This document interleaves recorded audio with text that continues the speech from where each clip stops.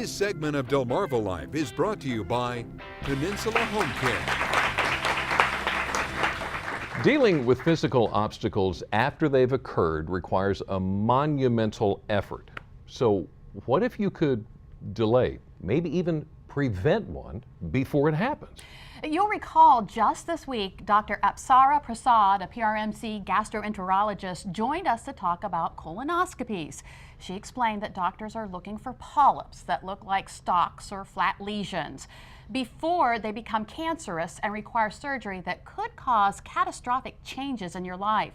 Now, Dr. Prasad explained how it's done when you go into the doctor's office. But what if you could find out at home, on your own? Well, the New England Journal of Medicine says a new experimental screening for colon cancer could be yet another tool to prevent one of the top cancer killers in the U.S. Now, unlike a colonoscopy, this new test is non-invasive. It screens for cancer by looking for abnormal DNA and minute traces of blood in the stool. Patients send in samples without needing to visit a doctor. Colon cancer is one of the most preventable and treatable cancers, but the Centers for Disease Control and Prevention reports 23 million Americans do not get the recommended screening. And as we told you Wednesday, every year close to 140,000 Americans are diagnosed with colorectal cancer, and more than 50,000 people die from it. So the dreaded diagnosis comes back. Now what? Well, here to explain your options is Therese Ganster, Community Liaison for Peninsula Home Care. Thanks for joining us this afternoon. Now, you have a personal reason to really advocate for people to get their colonoscopy. Yes, I do. It runs in my family. My mom was diagnosed probably about 12 years ago and lived with the disease for 7 years. In the process, it became more well accustomed that you can now talk about it. So I started asking questions and found out that 3 of my great uncles, 1 maternal uncle, and 2 great aunts all died of cancer. Going back and telling that to my physician, he said, you're only 40, but we're gonna start you now. And so I had my first colonoscopy back then. And you had to drink a lot more stuff than you do now. Right. It's a piece of cake in comparison to what you need to do now. But they found polyps. And probably at that point in time, it was probably every 3 to 5 years that they then asked me to do it. And then it's every 2 years now, because every time I go, they find one. But at least I know, and I know that the odds are against me dying of colon cancer, and I'll live to see my grandchildren at their college graduations or weddings or whatever from that perspective. So absolutely, please do what needs to be done. It's worth whether it's a colonoscopy or the FIT test. You're being proactive, and here you are, fit as a fiddle. I'm trying. It's a FIT. It's a FIT test, guys. That comes in handy. We'll tell you about that in a second. So tell me, what is the approach that Peninsula Home Care takes when it comes to helping out someone at home?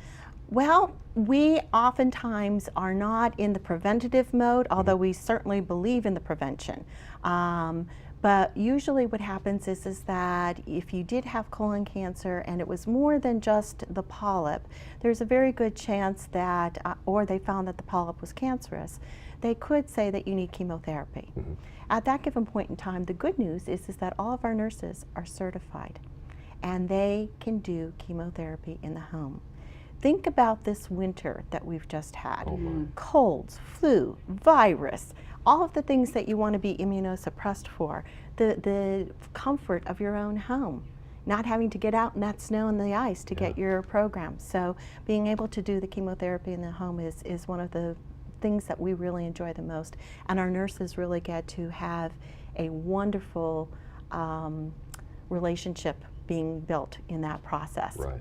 And it's not just the medical thing. So I mean, it is. They help with like nutritional support and other services, medical services in the home. There may be pain management involved, and we can see about alternative methods other than pain medication, although we could help with the pain medication.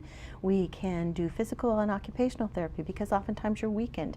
Wound management because you may have had surgery, and we may need to make sure that that wound is healing in a proper context. So how do you know what has to be done?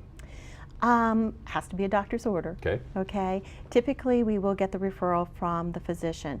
If you're in the physician's office and he says that you need chemotherapy, you can ask him, well, can I have chemotherapy at home? But the order has to come from the physician. And we have to then follow through with a full assessment of what your needs are in the home, and then work from that process as to whether or not physical therapy and occupational therapy can help you also. And the caregiver really is an important part of the whole process. Absolutely. Where would we be without our loved ones helping us in that process? And our staff, whether or not it's the physical therapist, occupational therapist, or nurse, engages that caregiver, because that caregiver begins to be the support for that person. Oh, let's take our weights. Oh, did we take your vitals today? Oops, well, you didn't eat as well for breakfast. Maybe we should talk about the breakfast nutrition support that you might be able to take a little bit extra to help from that perspective. It's a great relationship. Therese Ganster, thank you so much. Thank Thank you. you. It's wonderful. information. And if you'd like to know more about Peninsula Home Care, go to delmarvalife.com and click on the show tab. Well, as parents, we are the home caregivers when our children get sick, and when a child has a chronic illness, it's a whole new way of living. Well, still ahead on Delmarva Life, a group right here on Delmarva is making sure those parents are proactive in their care. We'll learn more about the group, including how it's providing doctors to help those who need it most 24/7. Plus, another way local doctors are coming together to change lives. We're going to tell you about the 100 Docs campaign and how you can help, even if you're not a doctor. Delmarva Life, we'll be right back.